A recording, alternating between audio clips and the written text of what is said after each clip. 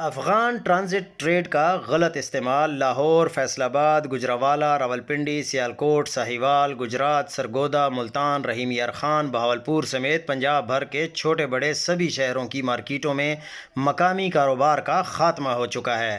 پاکستان اور افغانستان کے درمیان ٹرانزٹ ٹریڈ معاہدہ یعنی افغان ٹرانزٹ ٹریڈ ایک ایسی سہولت ہے جو افغانستان کو کراچی، گوادر اور قاسم پورٹ سے سامان کی درآمد کی اجازت دیتا ہے بغیر پاکستانی ٹیکسوں کے۔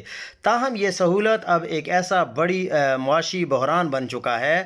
افغانستان تاجر اور مہاجرین کے ذریعے ٹرانزٹ کا سامان پنجاب بھر کی مقامی مارکیٹوں سمیت کراچی اور لاہور جیسی بڑی مارکیٹوں میں بیچ دیا جاتا ہے، جہاں یہ ٹیکس فری ہونے کی وجہ سے سستے داموں دستیاب ہوتا ہے۔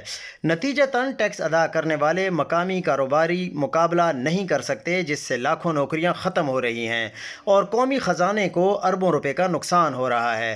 پالیسی ریسرچ انسٹی ٹیوٹ آف مارکیٹ اکانومی یعنی پرائم کی ایک رپورٹ کے مطابق اسمگلنگ سے پاکستان کو سالانہ 3.4 ٹریلین روپے کا نقصان ہوتا ہے، جس میں سے 30% تقریباً 1 ٹریلین روپے صرف افغان ٹرانزٹ ٹریڈ کے غلط استعمال سے ہے۔ پس منظر یہ ہے کہ افغانستان ایک لینڈ لاکڈ ملک ہے۔ اس کے لیے 1965 کے معاہدے کے تحت پاکستان اسے اپنے پورٹس سے سامان کی ترسیل کی سہولت دیتا ہے۔ 2010 میں اس معاہدے کو نظر ثانی کی گئی، جس میں بینک گارنٹی اور انشورنس کی شرائط شامل کی گئیں۔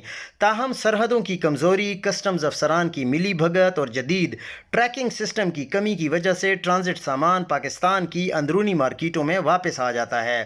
ایکسپریس ٹریبیون کی ایک رپورٹ کے مطابق 2023 میں افغان ٹرانزٹ امپورٹس $7.3 بلین تک پہنچ گئیں، جو پچھلے سال سے 70% زیادہ تھیں، جبکہ پاکستان کی اپنی امپورٹس کم ہوئیں۔ اس کی وجہ یہ ہے کہ افغانستان کی ضروریات سے زیادہ سامان درآمد کیا جاتا ہے، جو بعد میں پاکستان میں ہی اسمگل ہو جاتا ہے، بلکہ پہلے سے ہی طے شدہ پروگرام کے مطابق پشاور سے ہی پنجاب کے شہروں میں واپس بھیج دیا جاتا ہے۔